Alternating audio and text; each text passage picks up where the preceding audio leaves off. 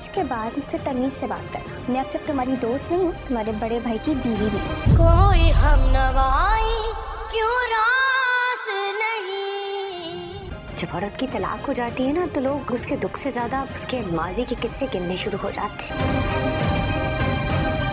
मैं चाहती हूँ कि आप मुस्कान की शादी करवा दें। मैं तो सोच भी नहीं सकती थी कि तुम्हारे ऐसे मासूम चेहरे के पीछे इतनी चालाक लड़की छुपी हुई है। सुंबल ने अपनी असलियत अब मदीहा को दिखानी भी शुरू कर दी है और साथ ही साथ मदीहा की माँ को भी। एक दिन जब सुंबल अपनी साजिशों के बारे में बातें कर रही होगी तभी मदीहा की माँ इसकी सारी बातें सुन लेगी, जिसके बाद उन्हें पता चल जाएगा कि उस दिन मुस्कान के साथ जो कुछ हुआ था वो सुंबल की वजह से ही हुआ था। वहाँ पर मदीहा जब एक दिन सुंबल से कोई बात करेगी तो वो इसे बुरी तरह से डांट देगी और बोलेगी कि मैं तुम्हारी अब दोस्त नहीं हूँ बल्कि तुम्हारी भाभी हूँ, इसलिए मुझसे तमीज से बात किया करो। जबकि दूसरी जानिब मुस्कान के घर वाले भी इसकी शादी जल्द से जल्द करवाना चाहते हैं।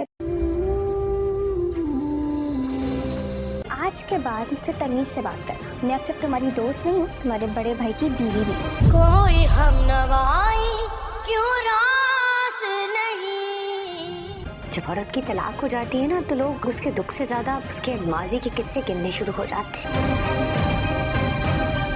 मैं चाहती हूँ कि आप मुस्कान की शादी करवा दें। मैं तो सोच भी नहीं सकती थी कि तुम्हारे ऐसे मासूम चेहरे के पीछे इतनी चालाक लड़की छुपी हुई है। सुंबल ने अपनी असलियत अब मदीहा को दिखानी भी शुरू कर दी है और साथ ही साथ मदीहा की माँ को भी।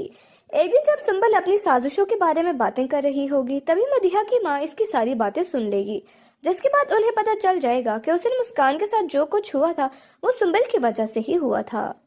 वहाँ पर मदीहा जब एक दिन सुंबल से कोई बात करेगी तो वो इसे बुरी तरह से डांट देगी और बोलेगी कि मैं तुम्हारी अब दोस्त नहीं हूँ बल्कि तुम्हारी भाभी हूँ, इसलिए मुझसे तमीज से बात किया करो। जबकि दूसरी जानिब मुस्कान के घर वाले भी इसकी शादी जल्द से जल्द करवाना चाहते हैं।